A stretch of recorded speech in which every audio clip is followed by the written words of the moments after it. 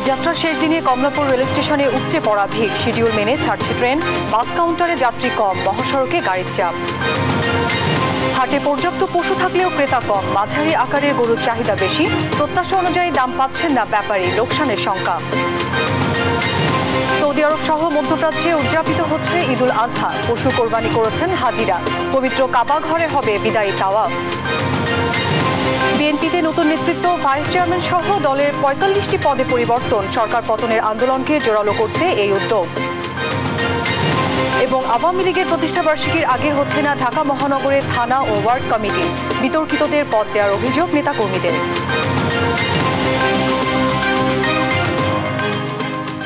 দেখছিলেন শিরোনাম সংবাদ দুপুরে, সঙ্গে আছি অরিন ইশরাত।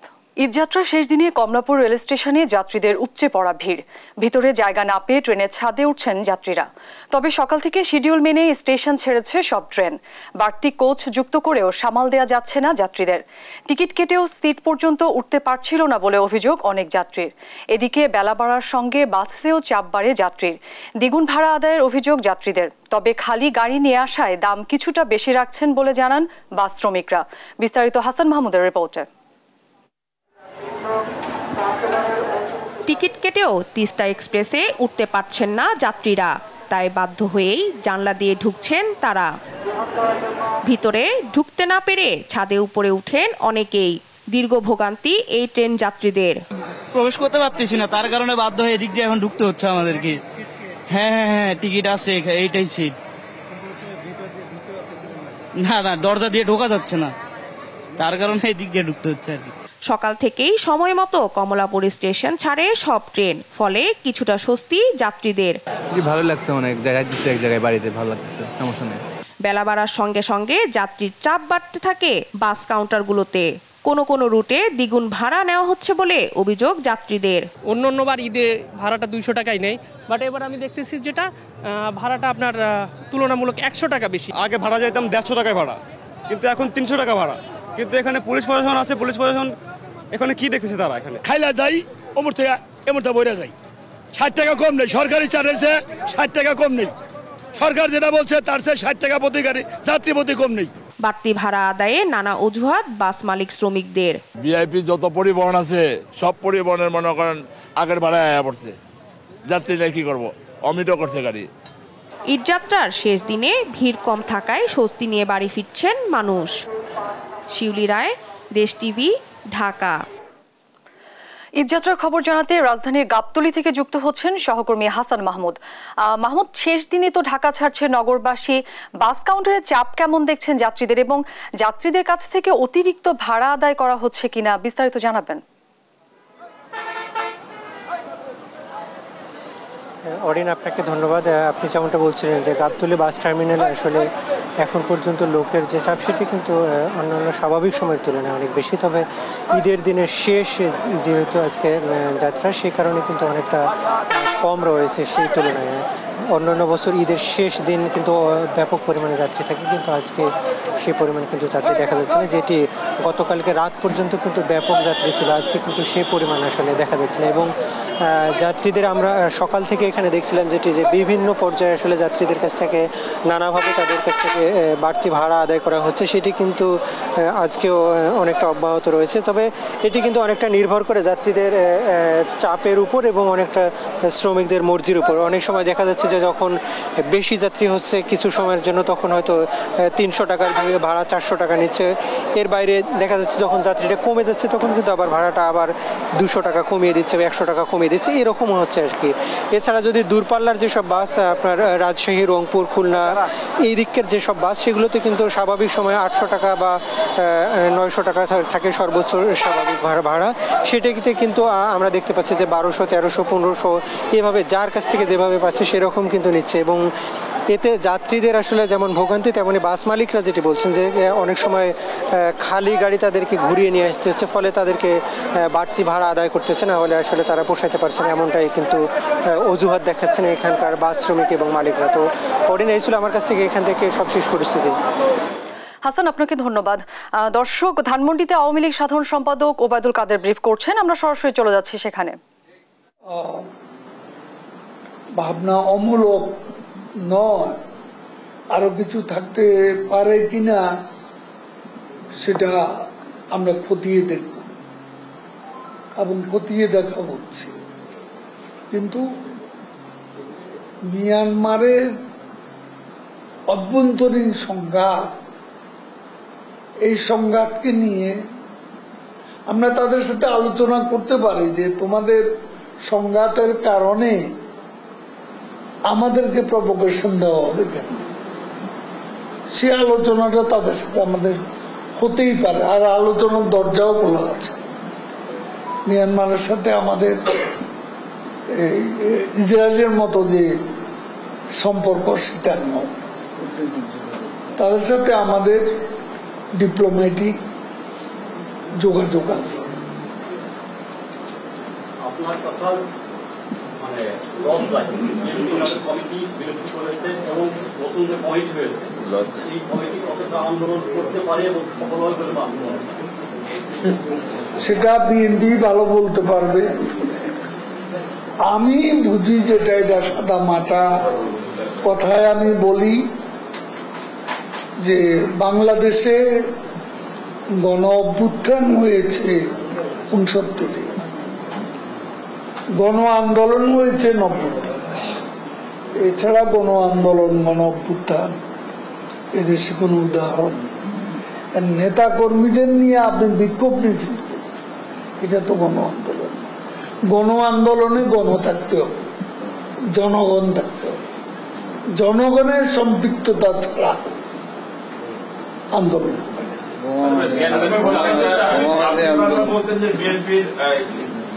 বর্তমান নেতৃত্ব ব্যর্থ, তারা আন্দোলন করতে পারে না, তারা সরকারের সাথে বার্গেনিংও করতে পারে না। সেটাই প্রশ্ন ছিল যে তাদের আপনি বারবার আপনারা আওয়ামী লীগ নেতারা যেটা বারবার বলতেন যে তারা ব্যর্থ, তারাও সেই ব্যর্থতার দায় স্বীকার করে নিয়ে নেতাদেরকে অবগতি দিয়েছে, নতুন কমিটি করেছে। এই নতুন যারা আসছে তারা নেতৃত্ব, তারা যে ব্যর্থ সেটা তারা স্বীকার করেছে অবশ্যই, সেটা হচ্ছে বল, এটা স্বীকৃতি তারা দিল। তারা ব্যর্থ বলেই এখন কাউকে সরিয়ে দিচ্ছে।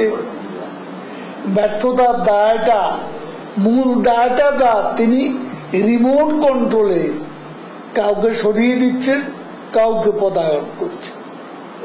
কাজেই ব্যর্থতার সমূহ দায়িত্ব তারা স্বীকৃতি দিয়েছেন, এটাই তার প্রমাণ। মিয়ানমারের শুধু আরেকটা প্রশ্ন করতেছে, আপনি তো শুরুতে বলেছেন যে সরকার সতর্ক আছে, সরকার বলছেন, কিন্তু এই ধরনের ঘটনা ঘটলে যে তাদের দুটি যুদ্ধজাহাজ বাংলাদেশের সীমান্ত এই এলাকায় তারা নিয়ে আসছে, বাংলাদেশও তো যুদ্ধজাহাজ আছে, বাংলাদেশও তো সেখানে পাঠাতে পারতো কিংবা রাষ্ট্রদূতকে ডেকে তলব করতে পারতো। সেই ধরনের কোনো অ্যাক্টিভিটিস আমরা দেখছি না, শুধুমাত্র আপনারা কথা বলছেন, বিবৃতি দিচ্ছেন সেই ধরনেরই, কিন্তু যে দ্বিপাক্ষিক ব্যাপার সেই ধরনের। উনি ওরা জাহাজ পাঠাইছে, আমরাও পাঠাই, তারপর লাগবে শুনবেন। Please don't do it. Thank you. দর্শক, আমরা ওবায়দুল কাদেরের বক্তব্যে সরাসরি যুক্ত ছিলাম। মহাসড়কে ঈদযাত্রার আরও খবর জানাতে এই মুহূর্তে ময়মনসিংহ ও নারায়ণগঞ্জ থেকে যুক্ত হচ্ছেন সহকর্মী ইলিয়াস আহমেদ ও বিল্লাল হোসাইন। শুরুতে যাচ্ছে ময়মনসিংহে। ইলিয়াস, মহাসড়কে যানবাহনের চাপ কেমন দেখছেন? আজকে কিন্তু ঈদের শেষ দিনের যাত্রায় কিন্তু মহাসড়কে যে যানবাহনের চাপ সেটি কিন্তু একটু বেশি, অর্থাৎ অতিরিক্ত যানবাহনের কারণে আমরা দেখেছি গাড়ি কিন্তু ধীর গতিতে চলাচল করছে, যার কারণে যাত্রীরা কিছুটা ভোগান্তির মধ্যে পড়েছেন এবং অনেকেই কিন্তু বিকল্প পথে যাওয়ার চেষ্টা করছেন এবং অনেকেই বলছেন যে তাদের ভাড়া কিন্তু বিশেষ করে 2 থেকে 3 গুণ বেশি আদায় করছেন চালকরা। সেই বিষয়টি নিয়ে তারা ক্ষোভ প্রকাশ করেছেন। আমরা এই বিষয়টি নিয়ে চালকদের সঙ্গে কথা বলেছিলাম। চালকরা বলছেন যে তাদের ধীরগতির যান চালানোর কারণেই কিন্তু তারা যাত্রীদের কাছ থেকে সহনীয় মাত্রায় কিছুটা ভাড়া বাড়তি নিচ্ছেন, সেই বিষয়টি বলছিলেন। আমি এখন রয়েছি ঢাকা ময়মনসিংহ মহাসড়কের বাইপাস এলাকায় রয়েছে, অর্থাৎ আপনার মাধ্যমে একটু দর্শকদের দেখাতে চাই এই বাইপাস, অর্থাৎ ঢাকা থেকে ময়মনসিংহগামী যাত্রীর চাপ কিন্তু অনেকটাই বেশি। আপনি লক্ষ্য করতে পারছেন যে ধীরগতিতে কিন্তু গাড়ি চলাচল করছে, বিশেষ করে এই অতিরিক্ত গাড়ি, অর্থাৎ এছাড়াও দেখেছি 3 চাকার যে বাহন রয়েছে ইজি বাইক, মাহেন্দ্র এবং ব্যাটারি চালিত অটোরিকশার কারণে কিন্তু এই মহাসড়কটিতে আরও বেশি আকারে যানজট ধারণ করেছে। অর্থাৎ আমরা দেখেছি এবং গাড়ি কিন্তু এক জায়গায় অনেকক্ষণ দাঁড়িয়ে থাকার পরে কিন্তু দেখেছি যে বেশ কিছু যাত্রী কিন্তু তারা নেমে যাচ্ছেন এবং তারা হেঁটে হেঁটে নির্দিষ্ট স্থানে গিয়ে কিন্তু তারা বিকল্প বাহনে চেপে কিন্তু তারা তাদের যে গন্তব্যস্থল সেই গন্তব্যস্থলে কিন্তু যাওয়ার চেষ্টা করছেন এবং অনেকেই কিন্তু বাসে সিট না পেয়ে অনেকেই দেখেছি ট্রাক, পিক আপ ভ্যানে করে কিন্তু তারা তাদের গন্তব্যস্থলে পৌঁছার চেষ্টা করছেন। আমরা বেশ কয়েকজন যাত্রীর সঙ্গে কথা বলেছিলাম, এত কষ্টের পরেও কিন্তু তাদের চোখে মুখে একেবারেই আনন্দ উল্লাস এবং তারা বলছেন যে দীর্ঘদিন পর আসলে পরিবারের সঙ্গে ঈদ করতে যাচ্ছেন। তারা যদিও যাওয়ার পথে তাদের অনেকটাই ভোগান্তি পোহাতে হচ্ছে, তারপরেও তাদের যে আনন্দ সেই আনন্দের কিন্তু সীমা নেই। তারা বলছেন যে পরিবার পরিজনের সঙ্গে গ্রামে গিয়ে তারা ঈদ করবেন, অর্থাৎ এই যে ক্লান্তি যাত্রাপথে সেই ক্লান্তি কিন্তু বাড়িতে যাওয়ার পর সেটা মুছে যাবে, সেই বিষয়টি তারা বলছিলেন। আমরাও লক্ষ্য করেছি যে ময়মনসিংহের জেলা পুলিশ প্রশাসন কিন্তু যানজট নিয়ন্ত্রণে তারা কাজ করছেন, অর্থাৎ তারা যেন এই পরিবহনগুলো বাধা বিঘ্ন ছাড়া যেন চলাচল করতে পারে সেই লক্ষ্যে কিন্তু পুলিশ প্রশাসন তারা কাজ করছেন এবং তারা তাদের যথেষ্ট পরিমাণ আইনশৃঙ্খলা বাহিনী কিন্তু মহাসড়কে রয়েছেন এবং তারা তাদের সর্বোচ্চটুকু দিয়ে কিন্তু এই যানজট নিয়ন্ত্রণে তারা কাজ করে যাচ্ছেন এবং তারা বলছেন যে যেহেতু আজকে ঈদের যাত্রার শেষ দিন, অর্থাৎ গভীর রাত পর্যন্ত কিন্তু আজকে মহাসড়কে কিছুটা যানজট থাকবে। এই ছিল আমার কাছে মহাসড়কের সর্বশেষ চিত্র। দর্শক, মহাসড়কের চিত্র জানতে আমরা এখন চলে যাব নারায়ণগঞ্জে, সেখান থেকে যুক্ত হবেন আমাদের সহকর্মী বিল্লাল হুসাইন। ইলিয়াস, ঢাকা, চট্টগ্রাম এবং সিলেট এই দুটি মহাসড়কে বেলা যত বেড়েছে মানুষের চাপ কিন্তু এখন অনেকটাই কমে এসেছে। সকালে কিন্তু এই দুটি মহাসড়কে রাজধানী ছেড়ে যাওয়া মানুষের উপচে পড়া ভিড় ছিল, অর্থাৎ দক্ষিণ পূর্ব অঞ্চলের যে 16টি জেলার মানুষ এই ঢাকা, চট্টগ্রাম এবং সিলেট মহাসড়ক হয়ে বাড়িমুখী হন, তারা কিন্তু আজকে একেবারে ঈদের যে শেষ যাত্রা সেটি কিন্তু আমরা দেখেছি। তবে মহাসড়কের কোথাও কিন্তু কোনো ধরনের যানজটের খবর কিন্তু আমরা পাইনি, অর্থাৎ সাইনবোর্ড থেকে মেঘনা টোল প্লাজা, নারায়ণগঞ্জের যে 30 কিলোমিটার অংশ ঢাকা চট্টগ্রাম মহাসড়কের এবং ঢাকা সিলেট মহাসড়কের কাশপুর থেকে 2500-এর প্রিন্ডা বাজার পর্যন্ত যে এলাকা রয়েছে এখানে কিন্তু আজকে কোথাও কোনো ধরনের যানজট নেই। ফলে মানুষ কিন্তু যানজট এড়িয়ে নির্বিঘ্নেই বাড়ি ফিরতে পারছেন। যদিও গত দুদিন কিন্তু এই সড়কটিতে যানবাহনের বিপুল সংখ্যক চাপ ছিল এবং ঢাকা সিলেট মহাসড়কের কিছু জায়গায় কিন্তু যানজটও দেখা গেছে। আমরা শিমরাইল এলাকাতে আছি। ইলিয়াস, আপনাকে একটু যদি দেখানোর চেষ্টা করি যে এখন কিন্তু মানুষের চাপ অনেকটা কমে গেছে এবং যানবাহনের চাপও কিন্তু অনেকটাই কমেছে। তবে যাত্রীদের যেন ভোগান্তি না হয় সেই জন্য নারায়ণগঞ্জ জেলা প্রশাসনের পক্ষ থেকে আজও ভ্রাম্যমাণ আদালত পরিচালনা করা হচ্ছে এবং আজকে কিন্তু সাইনবোর্ড এলাকায় বাড়তি ভাড়া নেওয়ার অভিযোগ ইতিমধ্যে একজনকে আটক করা হয়েছে এবং এই এলাকাতে গত দুদিন ভ্রাম্যমাণ আদালত এসেছেন, তারা কিন্তু সতর্ক করে গেছেন যাতে করে যাত্রীদেরকে কেউ কোনো ধরনের হয়রানি না করেন। তো এখন শিমরাইল এলাকাতেও এই অভিযান চলছে এবং যারাই যাত্রীদেরকে হয়রানি করবে তাদের বিরুদ্ধে যে আইনি ব্যবস্থা সেটি নেবেন এমনটা কিন্তু আমাদেরকে জানানো হয়েছে। এছাড়া হাইওয়ে পুলিশের পক্ষ থেকেও মহাসড়কে সার্বিক তৎপরতা রয়েছে যাতে করে মানুষ ঈদ করে আবার ঢাকায় অর্থাৎ রাজধানীতে নির্বিঘ্নে ফিরে আসতে পারে। এ ছিল আমার কাছে দুটি মহাসড়ক নিয়ে সবশেষ। দর্শক, ময়মনসিংহ ও নারায়ণগঞ্জের মহাসড়কের ঈদযাত্রার খবর জানাচ্ছিলেন আমাদের সহকর্মীরা। এবার জানাবো ডেটল অ্যান্টিসেপটিক সোপের সৌজন্যে কোরবানির পশুর হাটের খবর। শেষ দিনে এসে রাজধানীর গরুর হাটগুলোতে বেড়েছে ক্রেতা বিক্রেতার সরগরমে জমে উঠেছে পশুর হাটগুলো। পশুর হাটের খবর জানাতে রাজধানীর গাবতলী থেকে যুক্ত হচ্ছেন সহকর্মী মাজহারুল ইসলাম। মাজহার, সকালে পশুর হাটে ক্রেতার উপস্থিতি কম ছিল আপনি বলছিলেন, এখন বেলা বাড়ার সঙ্গে সঙ্গে ক্রেতা আসছে কিনা, বিস্তারিত কি তথ্য রয়েছে জানাবেন? আপনাকে ধন্যবাদ। আপনি যেমনটা বলছিলেন, হ্যাঁ, বেলা বাড়ার সাথে সাথে কিন্তু ক্রেতা এবং বিক্রেতারা বেড়েছে, অর্থাৎ ক্রেতা সকাল থেকে কিছুটা কম সংখ্যক, এখন পর্যন্ত ক্রেতা বেড়েছে এবং আমরা সকাল থেকে বলছিলাম যে ছোট গরুর চাহিদা বেশি। আপনাকে একটা কথা বলে রাখি, এবারের ঈদে কিন্তু বড় যে গরুগুলো আছে সেই বড় গরুগুলোর চাহিদা খুব বেশি দেখা যাচ্ছে না, যার ফলে যারা বড় গরু নিয়ে এসেছেন তারা কিন্তু এক ধরনের বিপাকেই পড়েছেন। তারা বলছেন যে গরুটার দাম তারা 25 লাখ টাকা চাচ্ছেন, সেই গরুটার দাম 5 থেকে 6 লাখ বা 10 থেকে 12 লাখ টাকা বলা হচ্ছে, অর্থাৎ দাম সেখানে অর্ধেক বলা হচ্ছে। এবং আমরা যারা ক্রেতা আছে তাদের সাথে কথা বলছিলাম, তারা মূলত ছোট গরুগুলোর চাহিদা বেশি থাকলে বড়গুলোর দাম বেশি থাকায় সেই গরুগুলো তারা নিতে পারছেন না। আমরা যদি এখানে গরু কিনতে আসা কিছু ব্যক্তির সাথে কথা বলি যে তারা কোন ধরনের গরু বেশি নিতে যাচ্ছেন, আপনি গরু কিনতে এসেছেন, গরু কিনেছেন? কিনছি 1,70,000। কোন গরুর চাহিদাটা বলতো বেশি? মিডিয়াম সাইজের ছোট। এই বছর বড় গরুর চাহিদা কম হওয়ার কারণে এটা অর্থনীতি মন্দার কারণে। আপনি যে উনি যেমনটা বলছিলেন, আমরা এখন যারা গরু নিয়ে আসা ব্যাপারীদের সাথে একটু কথা বলি। আপনি কয়টা গরু নিয়ে আসছিলেন, কয়টা গরু বিক্রি? একটা অনেক আনাইছি এমনি হাটে, কই যদি হয় তাহলে 2-4টা কিনবো, বেচবো, এর জন্য আমি আইছি। যে আমরা যদি এখানে বড় এই বড় গরুর যদি কথা বলি, এই যে গরুটা আছে এই গরুগুলো এই গরুটা হচ্ছে যিনি মালিক, আমরা যদি তার সাথে কথা বলি, এই গরুটার দাম কত চেয়েছেন, কত বলেছে? আমি 12 লক্ষ টাকা চাইছি। কত দাম বলেছে? দাম বলেছে 9.5 লক্ষ। আপনি কি এই দামে স্যাটিসফাই যে দাম বলেছে? আমি ওই সময় বলছি যে 10 ভাঙে বেচুন না, এই কারণে বিক্রি হয় নাই। এখন কিছু কম হইলো বিক্রি করুন। ঈদের আছে মাত্র আর একদিন, এই একদিনে আপনার অনেকগুলো বড় গরু দেখছে, আপনি কি আশা করছেন বিক্রি? হ্যাঁ, তাই এখন আমার মন নরম হয়েছে, কিছু কম হইলেও বিক্রি করার ইচ্ছা আছে। আপনি যেমনটা শুনছিলেন, উনি বলছিলেন যে তিনি বড় গরু শুরুতে দাম চেয়েছেন 12 থেকে 13 লক্ষ টাকা, বাট তিনি এখন আশা করছেন যে 10 লক্ষ টাকা হলে ছেড়ে দিবেন। অর্থাৎ আপনাকে কিন্তু সেভাবেই বলছিলাম যে বড় গরুগুলোর চাহিদা তুলনামূলক কম।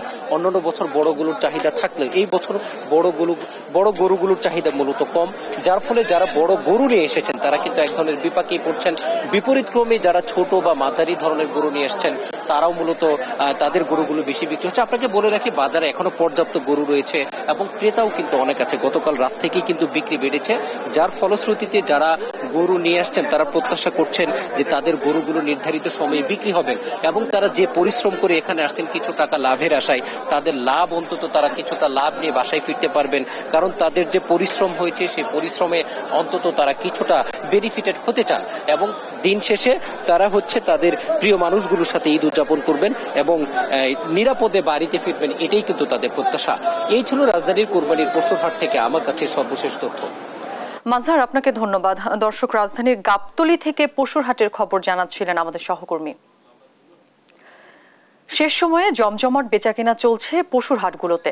হাটের পরিস্থিতি জানাতে দেশের বিভিন্ন প্রান্তে রয়েছেন আমাদের সহকর্মীরা। এই মুহূর্তে কুমিল্লা, পঞ্চগড় ও পাবনা থেকে যুক্ত হচ্ছেন সহকর্মী সুমন কবির, রাশেদুজ্জামান বাবু এবং এস.এ. আসাদ। শুরুতেই আমরা যুক্ত হব কুমিল্লায়, রয়েছেন সহকর্মী সুমন। সুমন, হাটে পশুর দরদাম কেমন দেখছেন এবং শেষ মুহূর্তের বেচাকেনা কেমন চলছে? জি অরিন, আপনি যেটা বলছেন আসলে আমি দেখি শেষ মুহূর্তে বাজার আসা জমাতে শুরু হয়েছে কুমিল্লা বাজারগুলিতে। তবে একটা বিষয় জানিয়ে রাখি, কুমিল্লা আসলে যে বাজারটি রয়েছে ঐতিহ্যবাহী নেওরা বাজার, আসলে অসংখ্য গরু রয়েছে, ক্রেতাও সমাগম করছে। আমরা দেখতে পাচ্ছি যে বেলা গড়ার সাথে সাথে ক্রেতার সংখ্যা বৃদ্ধি পাচ্ছে। আসলে গরুর আগামীকাল আসলে ত্যাগের মাস, ত্যাগের মহিমে আসলে মানুষ নিজেকে উজ্জীবিত করবে, সেই দিক থেকে গরু আসলে কেনাকাটার জন্য তারা আসলে প্রস্তুত এবং সকলে গরু কিনতে আসছে এবং যারা ব্যাপারী আছে তারা গরু সাজিয়ে, তারা সারি সারি গরু সাজিয়ে বসে আছে। তারা বলছেন যে আজকে গরু আমরা কোরবানির জন্য উদ্দেশ্য আছে, যারা কিনবে আমরা ছেড়ে দেবো। সেই দিক থেকে যে বিবেচনা করি আসলে দুই একটা গরু যে বিক্রেতা রয়েছে আসলে ওনার সাথে কথা বলার চেষ্টা হচ্ছে। আমরা কোথা থেকে আসছেন আসলে গরু কথা বলতে আচ্ছা, উনি আসলে ওনার গরু কথা বলার মানসিকতা আসলে ওইভাবে নেই। আমি আপনি জানিয়ে রাখি, কুমিল্লাতে প্রত্যেকটা গরু বাজার মধ্যে দেখেছি গরু সারি সারি করেছে। ওনার আসলে মন খারাপ। উনি বলছেন যে আসলে বড় বড় গরু কিনে আসলে ক্রেতা কম, মাঝারি সাইজে যে গরুগুলো রয়েছে এই সাইজের গরুগুলো আসলে ক্রেতা একটু বেশি রয়েছে। তবে সবকিছু মিলিয়ে বলা যায় কুমিল্লা বাজার যে অবস্থা, সেই অবস্থা থেকে আমি দেখেছি কুমিল্লা প্রত্যেকটি বাজারেই আসলে গরু তেমন সংখ্যা নেই, তবে কিছু সংখ্যা বাজারে গরু বেশি রয়েছে। তবে এদিক থেকে আমি দেখেছি কুমিল্লা নেওরা বাজার অনেক গরু রয়েছে, আসছে অনেক দূর থেকে আসছে। আসলে তারা বলছেন যে আমরা আজকে যদি যারা আসবে তাদেরকে আমরা সাধ্যমতো আমরা গরু দিয়ে দিব। আসলে সবকিছু মিলে বোঝা যায় কুমিল্লা যে বাজারে গরুর সংখ্যা রয়েছে এবং ক্রেতাও আসা শুরু করেছে। তারা বলছেন আজকে আসলে তারা বিবেচনা করবে, যদি ক্রেতা বিক্রেতা সমন্বয় করে তার সবকিছু মিলিয়ে বলা যায় কুমিল্লা যে বাজার পরিস্থিতি অসংখ্য গরু রয়েছে। তবে এই ছিল কুমিল্লা থেকে সর্বশেষ। আমি এখন চলে যাচ্ছি পঞ্চগড়ের। বাবু আপনি জানাবেন পঞ্চগড়ের গরু বাজার পরিস্থিতি নিয়ে। ধন্যবাদ আপনাকে। আসলে আপনি যেমন বলছিলেন রাত পোহালেই কিন্তু আগামীকালকে কিন্তু আসলে মুসলমানদের যে ধর্মীয় উৎসব ঈদুল আজহা, সেই কারণে কিন্তু আজকে কিন্তু এই রাজনগর হাটেই কিন্তু আসছে সর্বশেষ যে কেনাকাটা, অর্থাৎ যারা এখন পর্যন্ত গরু কিনেনি তাদের সর্বশেষ কেনাকাটা কিন্তু ইতিমধ্যে শুরু হয়েছে, চলছে হচ্ছে। তবে এখানে বেচা কেনার যে কথাটি বলছি, ক্রেতারা বলছে যে আসলে গতবারের তুলনায় এবারে দাম অনেক বেশি, কিন্তু আমার বিক্রেতা যারা রয়েছে, খামারিরা যারা রয়েছে, মৌসুমি ব্যবসায়ী যারা রয়েছে, তারা বলছে যে আসলে গতবারের তুলনায় দাম প্রায় 10 থেকে 15,000 টাকা প্রতি গরুতে কম, যেই কারণে কিন্তু ক্রেতা বিক্রেতার একটা কিন্তু কথা থেকেই যায়। আপনাকে যদি জানাই যে এখানে পঞ্চগড় জেলায় কিন্তু 1,92,000 গরু, ছাগলের প্রয়োজন প্রায় 45,000, যেই কারণে কিন্তু এখন কত গরু প্রস্তুত রয়েছে, কিন্তু কৃষকের ব্যবসায়ীদের ছিল প্রায় 2,35,000। উদ্বৃত্ত যে গরুগুলো, সেই গরুগুলো কিন্তু আসলে আমরা দেখেছি যে জেলার থেকে নিয়ে বিভিন্ন ব্যবসায়ী ব্যাপারীরা তারা বিভিন্ন জেলায় কিন্তু ইতিমধ্যে নিয়ে গেছে। আজকে কিন্তু সেই ব্যাপারীরা কিন্তু নেই বললেই চলে, যেই কারণে কিন্তু আসলে ক্রেতারা কিছুটা স্বস্তি পাচ্ছে বলে অনেকে ব্যবসায়ীরা জানিয়েছে, কারণ দামটা কিন্তু আসলে অনেকটা কম বলে মনে করছে ব্যবসায়ীরা। কিন্তু ক্রেতারা বলছে ভিন্ন কথা, যে মাঝারি সাইজের যে গরুগুলো, সেই গরুগুলো কিন্তু আমরা দেখেছি যে দাম বেশি, অর্থাৎ 1 লাখ টাকার উপরে যে গরুগুলো, সেই গরুগুলো কিন্তু আসলে দাম কিছুটা কম, কিন্তু 1 লাখ টাকার নিচে যেগুলো দাম, সেগুলোর দাম কিন্তু একটু বাড়তি, যেই কারণে সাধারণ যারা কুরবানি দিবে তাদের পছন্দের তালিকায় রয়েছে মাঝারি এবং ছোট সাইজের গরু। এই ছিল পঞ্চগড় থেকে আমার কাছে সর্বশেষ সংবাদ। আমি চলে যাব পাবনাতে, সেখানে আছেন আসাদ। আপনার কি গরুর হাটের কি অবস্থা জানাবেন?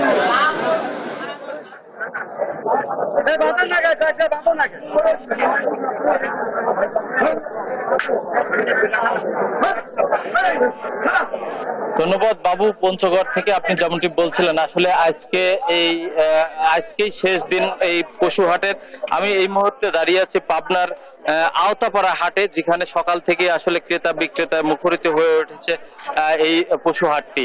আমি এইখানে যেটি ক্রেতা বিক্রেতা এবং হাট কর্তৃপক্ষের সাথে কথা বলে যেটি জেনেছি ইতিমধ্যেই, তো বিক্রেতাদের দাবি যে আজকে ক্রেতার সংখ্যা কম, তার অধিকাংশ লোকই ইতিমধ্যেই তাদের কোরবানির পশু কিনে ফেলার কারণে আসলে হাটে ক্রেতার সংখ্যা একেবারেই নগণ্য। এবং পাশাপাশি তারা বিক্রেতারা যেমনটি দাবি করছেন, আসলে তাদের গরুর দাম একেবারেই কমে গেছে।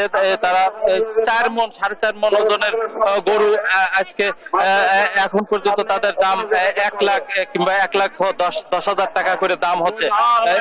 আমি এই মুহূর্তে একটু একজনকে বিক্রেতার সাথে কথা বলতে চাচ্ছিলাম হাটে, তিনি গরু নিয়ে আসছেন। আসলে বাজারে কেমন দাম একটু যদি বলতেন আমাদের। ভাই 3.5 মণের গরু দাম করছে বলছে 90, 95, 80ও বলতেছে, ঠিক আছে।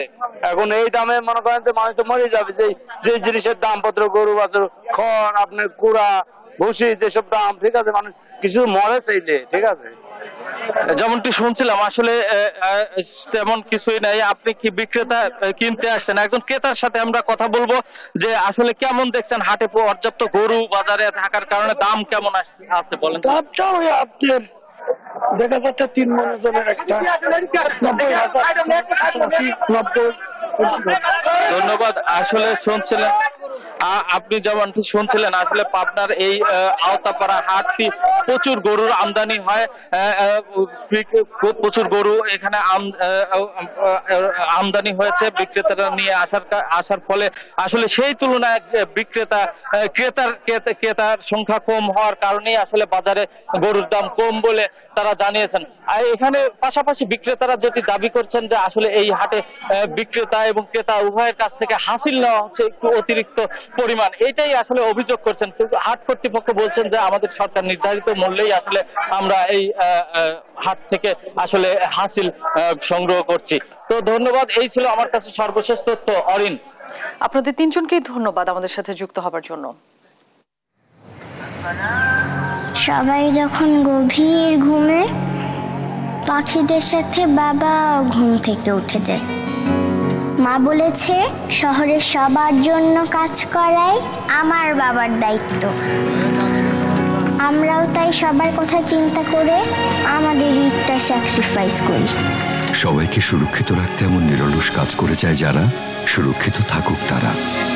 দেখো আজ খুশি আকাশ, আনন্দ ভরা মুখ, যে জীবন দিলেন সবার তরে।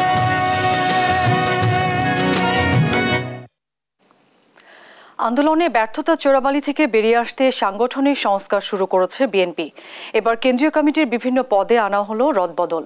ভাইস চেয়ারম্যান, চেয়ারপারসনের উপদেষ্টা পরিষদের সদস্য, যুগ্ম মহাসচিব সহ দলের ৪৫টি পদে নতুন করে দায়িত্ব পেয়েছেন দলের নেতারা। নেতাদের দাবি, সরকারের দমন-পীড়নকে মোকাবেলা করেই গণতন্ত্র পুনরুদ্ধারের আন্দোলন চালিয়ে যাবেন তারা। বিস্তারিত সাইফুল রিপনের প্রতিবেদনে।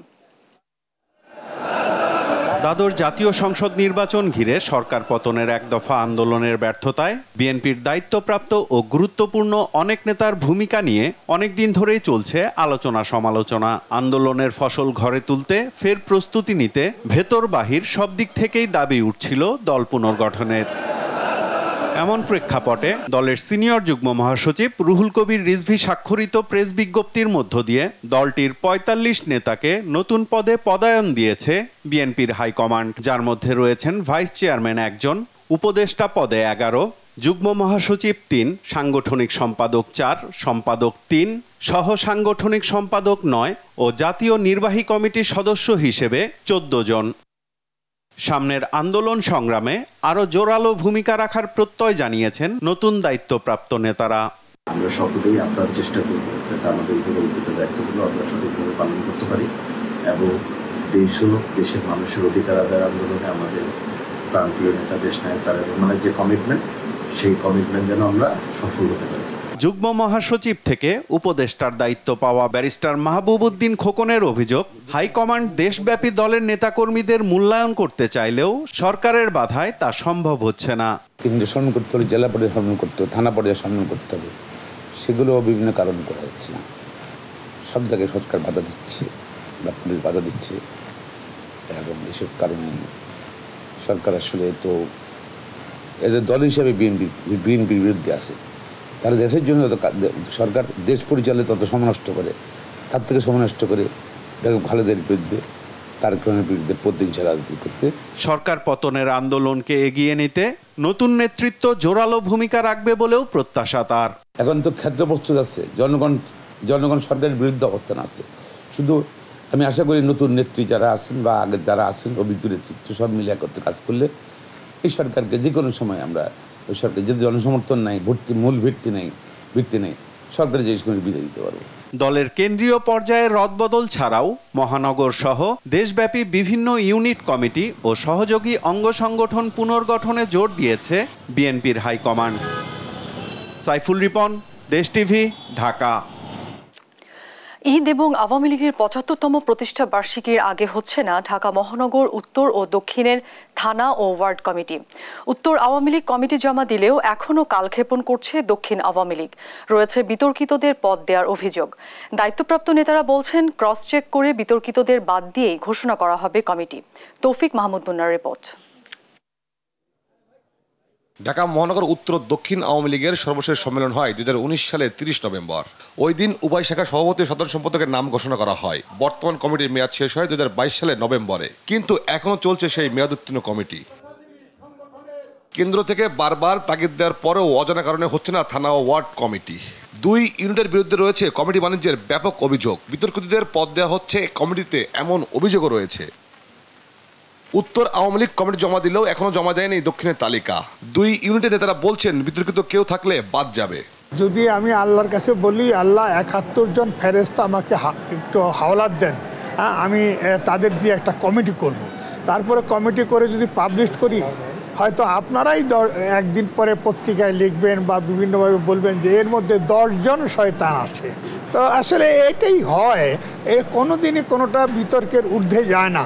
তবে আমরা অনেক সচেতনভাবেই এবার কমিটি জমা দিয়েছি যাতে বিতর্কিতরা না আসে। আমরা প্রাণপণ চেষ্টা করব ভালো জনপ্রিয় ত্যাগী নেতাদের রাখার জন্য। আর যেহেতু এই কমিটিটা আমাদের সাধারণ সম্পাদকের মাধ্যমে আমাদের মাননীয় প্রধানমন্ত্রীর কাছে দেওয়া হবে, উনিও এখানে অনেক যাচাই বাছাই করার সুযোগ পাবে। কাজে ওইখানে ফাইনালি যাচাই বাছাই হওয়ার পরে এই কমিটি অনুমোদন হবে। এদিকে ঢাকা বিভাগে দায়িত্বপ্রাপ্ত সাংগঠনিক সম্পাদক মির্জা আজম 2 ইউনিটের কমিটি দিতে দীর্ঘসূত্রিত কথা স্বীকার করে বলেন, প্রতিষ্ঠাবার্ষিকীর পরেই হবে থানা ওয়ার্ড কমিটি। উত্তরের কমিটি ইতিমধ্যেই আমাদের পার্টি জেনারেল সেক্রেটারির কাছে, মহানগরের প্রেসিডেন্ট সেক্রেটারি উত্তরের, তারা কমিটি জমা দিয়েছে। এবং জেনারেল সেক্রেটারি সে সিঙ্গাপুর যাওয়ার আগে বলে গিয়েছে যে এটা আসলে 23 তারিখ পর্যন্ত আমাদের যেহেতু কর্মব্যস্ততা বেশি, সেই কারণে 23 তারিখের আগে আর এটাতে হাত দিবে না। 23 তারিখের পরে এগুলো মাননীয় নেত্রীর সঙ্গে কথা বলে পরে সিদ্ধান্ত দেবে। দক্ষিণে কি অবস্থা? দক্ষিণের এখন পর্যন্ত তারা কমিটি এখন পর্যন্ত ফরমেশন পুরোপুরি পারে না, হয়তো 80% তারা একমত হয়ে একটা অবস্থা দাঁড়াইছে। কমিটি জমা হলেও ক্রস চেক করেই অনুমোদন হবে থানা ওয়ার্ড কমিটি। বিতর্কিত কেউ আসবে না কমিটিতে, সাফ জানান দায়িত্বপ্রাপ্ত এই নেতা। প্রথম থেকেই আসলে আমাদের এই সম্মেলনের যেদিন সম্মেলন হয় কমিটি সেদিনই আসলে দেওয়ার যে বিধান আমাদের গণতন্ত্র থাকে, সেই কারণে যেহেতু একটা গ্যাপ হয়েছে এবং যেহেতু দেরি হয়ে গেছে সেই কারণে এই জটিলতাটা হয়েছে। কমিটি অনুমোদন যেহেতু এখনো হয় নাই, অতএব এই ধরনের অভিযুক্ত কিছু ব্যক্তির নাম যদি এসেও থাকে সেটা চূড়ান্ত ঘোষণা না হওয়া পর্যন্ত তো অনুমোদন হয়েছে এটা বলা যাবে না।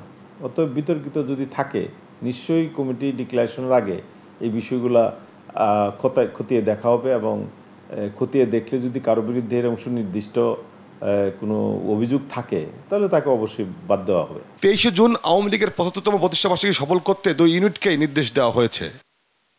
তৌফিক মাহমুদ মুন্না, দেশ টিভি, ঢাকা।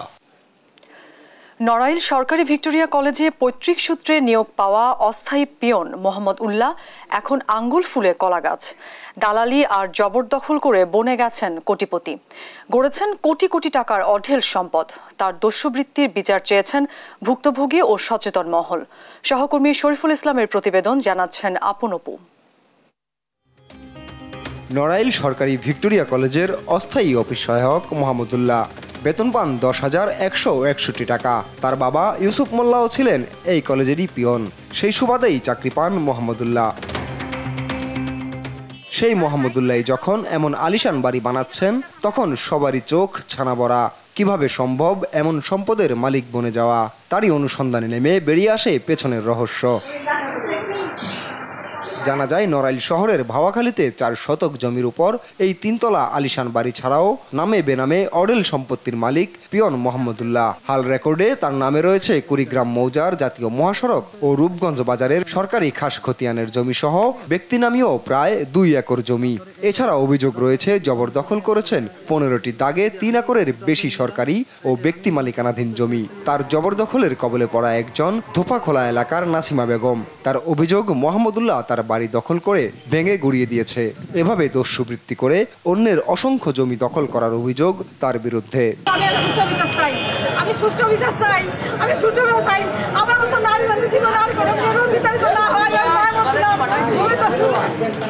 দেখতে তো পারতেছেন যে বাড়িঘরের কি অবস্থা করে দিল। তা নভেম্বর 7 তারিখ থেকে সে বাড়িঘর ভাঙা শুরু করলো। তাই শুনে আমার শাশুড়ি ঢাকা থেকে শ্বশুরকে অসুস্থ অবস্থায় ফেলাইয়ে এখানে চলে আসে। এখানে এসে থাকা শুরু করে। তার গায়ের উপর দিয়ে সে দিনের বেলায় রাত্রির অন্ধকারে বেকু দিয়ে বাড়িঘরে ভাঙে তছনছ করে দিছে। তবে এসব অভিযোগ অস্বীকার করলেও জানিয়েছেন চাকরির পাশাপাশি জমি কেনার ব্যবসা করে গড়েছেন এসব সম্পদ। আমার কাগজ আছে, আমি তো অবৈধ কোনো কিছু না। আমার যদি কেউ বলতে পারে যে ভাই তুমি অবৈধ কোনো কিছু, আমি একটা অবৈধ যদি কোনো জিনিস দেখাতে পারে যে বিচার হয় আমি মেনে নেব। কলেজের যাওয়ার আগে আমি কলেজ টাইমের আগে আমি অনেক জায়গাতে দৌড়ে মনে করেন যে একটু জমি একজনের কাছে গেলাম, একজনের তো বিক্রি করে দিলাম। অনেক মানুষ কয় ভাই আমি জমি বিক্রি করবো, আমার একটু বিক্রি করে দাও। আমি কিন্তু একটু বিক্রি করে দিচ্ছি, অনেকের জমি বহু জমি বিক্রি করে দিচ্ছি। পিয়ন থেকে কোটিপতি মোহাম্মদুল্লাহর জবরদখল ও দুর্নীতির বিচার চেয়েছেন সচেতন মহল। একজন পিয়ন নাম মাত্র, তার ভোয়াখালীতে আমরা দেখেছি যে আলিশান বাড়ি উঠেছে।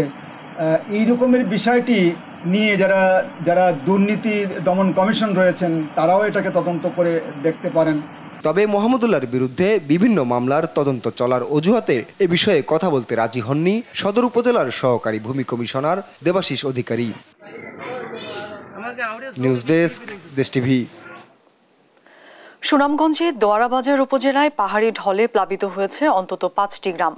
উজান থেকে নেমে আসা পাহাড়ি ঢলে দোয়ারাবাজারের চেলা চলতি সহ বেশ কয়েকটি নদীর পানি বিপদসীমার উপর দিয়ে প্রবাহিত হচ্ছে। সেই সাথে ঢলের পানিতে প্লাবিত হয়েছে নিম্নাঞ্চলের লক্ষ্মীপুর, নোয়াপাড়া, রসরাই, সুলতানপুর, হাসনবাহার সহ 5টি গ্রাম। এতে ভোগান্তিতে পড়েছেন লক্ষাধিক মানুষ। এদিকে কিছুটা কমেছে জেলার সুরমা নদীর পানি।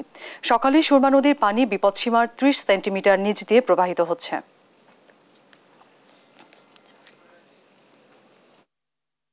আজ 10 জিলহজ। সৌদি আরবে পবিত্র ঈদ উল আজহা দিনটি নানাভাবে উদযাপন করছেন দেশটির মানুষ। এদিকে শয়তানকে পাথর নিক্ষেপের পর আল্লাহর সন্তুষ্টি লাভের আশায় রোববার ফজরের পর মিনায় পশু কোরবানির মধ্য দিয়ে হজের আনুষ্ঠানিকতা পালন করেন হাজিরা। বিস্তারিত লুৎফর কবিরের রিপোর্টে। পবিত্র হজের অন্যতম ওয়াজিব বিধান জামারায় শয়তানকে প্রতীকী অর্থে কঙ্কর নিক্ষেপ করা। আরাফাতের ময়দানে হজের খুতবা শেষে 10 জিলহজ রোববার মুজদালিফা থেকে মিনায় এসে বড় জামারায় 7টি পাথর নিক্ষেপ করেন হাজিরা। মিনায় প্রত্যাবর্তনের পর হাজিদের 10 জিলহজ পর্যায়ক্রমে 3টি কাজ শেষ করতে হয়। শয়তানকে পাথর নিক্ষেপের পর আল্লাহর উদ্দেশ্যে রোববার ফজরের পরপরই পশু কোরবানি করেন তারা। আর এ দিনটি সৌদি আরবে পবিত্র ঈদুল আজহা। হাজিরা ছাড়াও দেশ জুড়ে পশু কোরবানির মধ্য দিয়ে ত্যাগ স্বীকার করেন ধর্মপ্রাণ মুসলমান। পশু কোরবানির পর মাথা মুন্ডন করা হজের আনুষ্ঠানিকতার একটি অংশ। এরপর 11 জিলহজ শয়তানকে 21টি পাথর মেরে হাজিরা তাওয়াফে জিয়ারত করবেন। তাওয়াফে জিয়ারতের মধ্য দিয়ে শেষ হবে এবারের হজের আনুষ্ঠানিকতা। সৌদি সরকার জানিয়েছে এবছর সব মিলিয়ে হজে অংশ নিয়েছেন মোট 18,33,000-এর বেশি মুসল্লি। বাংলাদেশ থেকে হজে অংশ নিয়েছেন 85,000-এর বেশি মানুষ। লুৎফর কবির, নিউজ ডেস্ক, দেশ টিভি। ধর্মীয় ভাবগাম্ভীর্যের মধ্য দিয়ে সৌদি সহ মধ্যপ্রাচ্যের দেশগুলোতে পালিত হচ্ছে ঈদ উল আজহা। এদিন সংযুক্ত আরব আমিরাতের বাসিন্দারাও পালন করেন ঈদ। ফজর নামাজের পরপরই মুসল্লিরা ঈদগাহে অবস্থান নেন, নামাজ শেষে কোলাকুলিও করেন। অনেকে আবার আনন্দ ভাগাভাগি করে নিতে তুলেন সেলফি। এর পরপরই আল্লাহর সন্তুষ্টি লাভের আশায় সামর্থ্যবানরা পশু কোরবানি করেন, যা গরিব দুঃখীদের মাঝে বিতরণ করেন। এছাড়া পবিত্র ঈদ উল আজহা পালিত হচ্ছে কানাডা, যুক্তরাষ্ট্র, যুক্তরাজ্য ছাড়াও পশ্চিমা অনেক দেশেই। তবে মধ্যপ্রাচ্য ও পশ্চিমা দেশগুলোই একদিন পর এশিয়া দেশগুলোতে পালিত হবে ঈদ উল আজহা। এবারে আন্তর্জাতিক প্রসঙ্গ। অবরুদ্ধ গাজায় সশস্ত্র সংগঠন হামাসের অতর্কিত হামলায় ইসরায়েলের 8 সেনা নিহত হয়েছেন। বিবৃতিতে হামাস জানায়, পশ্চিম রাফা শহরের তাল আস সুলতানে এই হামলা চালায় গোষ্ঠীটির সামরিক শাখা কাশেম ব্রিগেডস। ইসরায়েলি সেনাদের বিরুদ্ধে হামাসের সবচেয়ে বড় হামলা বলা হচ্ছে। বার্তা সংস্থা রয়টার্সে জানা গেছে, সেনাদের ওপর হামলা চালাতে ওথ পেতেছিল যোদ্ধারা। এই ঘটনায় দুঃখ প্রকাশ করে উপত্যকায় হামাসের বিরুদ্ধে লড়াই চালিয়ে যাওয়ার ঘোষণা দিয়েছেন ইসরায়েলি প্রধানমন্ত্রী বিনয়ামিন নেতানিয়াহু। এই ছিল এখনকার সংবাদ দুপুর। পরের বুলেটিন দেখার আমন্ত্রণ রইল। ধন্যবাদ।